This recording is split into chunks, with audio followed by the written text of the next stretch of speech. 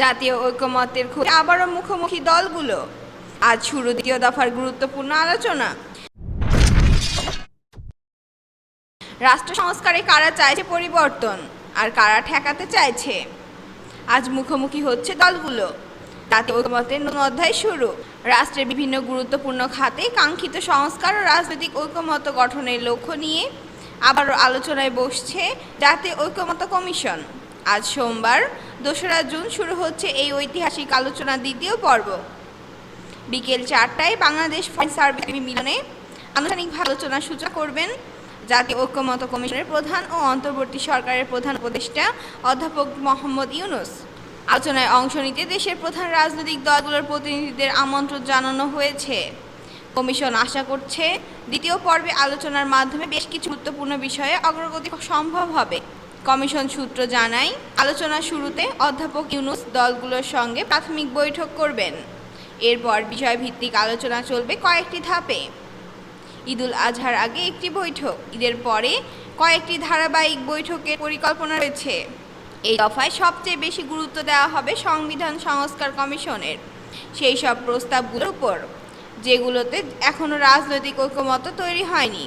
কমিশনের লক্ষ্য এই আলোচনা থেকে প্রাপ্ত মতামতের ভিত্তিতে আগামী জুলাই মাসে একটি ঐকমত্য ভিত্তিক নীতিগত দলিল প্রকাশ করা, যাকে জুলাই সনদ বলা হচ্ছে।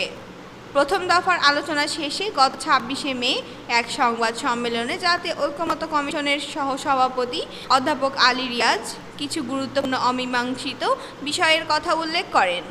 এগুলোর মধ্যে রয়েছে বিচার বিভাগের বিকেন্দ্রীকরণ কাঠামো, তত্ত্বাবধায়ক সরকারের প্রধান উপদেষ্টার নিয়োগ প্রক্রিয়া ও মেয়াদ, জাতীয় সাংবিধানিক কাউন্সিল গঠন, একজন ব্যক্তি কতবার প্রধানমন্ত্রী হতে পারবেন, সংসদ সদস্যের একাধিক পদে থাকা সংক্রান্ত নিয়ম, রাষ্ট্রপতি নির্বাচনের প্রক্রিয়া ও সংশোধন সংবিধানের ধারা। এ বিষয়গুলো রাষ্ট্রের মৌলিক কাঠামোর সঙ্গে জড়িত। তবে আসার কথা হলেও বেশ কয়েকটি দল এসব বিষয়ে আরও আলোচনার পক্ষে রয়েছে এবং নমনীয় অবস্থান নিয়েছে। ২০২৪ সালের অক্টোবর মাসে অন্তর্বর্তী সরকার রাষ্ট্রীয় ব্যবস্থার ৬টি গুরুত্বপূর্ণ খাতে সংস্কারের জন্য আলাদা আলাদা কমিশন গঠন করে। এই কমিশনগুলো হলো সংবিধান সংস্কার কমিশন, নির্বাচন ব্যবস্থা সংস্কার কমিশন, জনপ্রশাসন সংস্কার কমিশন, বিচার বিভাগ সংস্কার কমিশন, দুর্নীতি দমন কমিশন, পুলিশ ব্যবস্থা সংস্কার কমিশন। প্রায় ৪ মাস কাজ শেষে ২০২৫ সালের ফেব্রুয়ারিতে তারা পূর্ণাঙ্গ প্রতিবেদন জমা দেয়। এরপর এসব প্রস্তাবের আলোকে রাজনৈতিক ঐকমত্য গড়তে ১৫ই ফেব্রুয়ারি আনুষ্ঠানিকভাবে যাত্রা শুরু করে জাতীয় ঐকমত্য কমিশন। প্রথম দফার আলোচনায় আংশিক অগ্রগতি হলেও দ্বিতীয় দফা থেকে মূল সিদ্ধান্তগুলোর ভিত্তি আলোচনা আশা করা যাচ্ছে। সংবিধান ও বিচার ব্যবস্থার মতো গুরুত্বপূর্ণ বিষয়ে আপনি কী ধরনের পরিবর্তন দেখতে চান?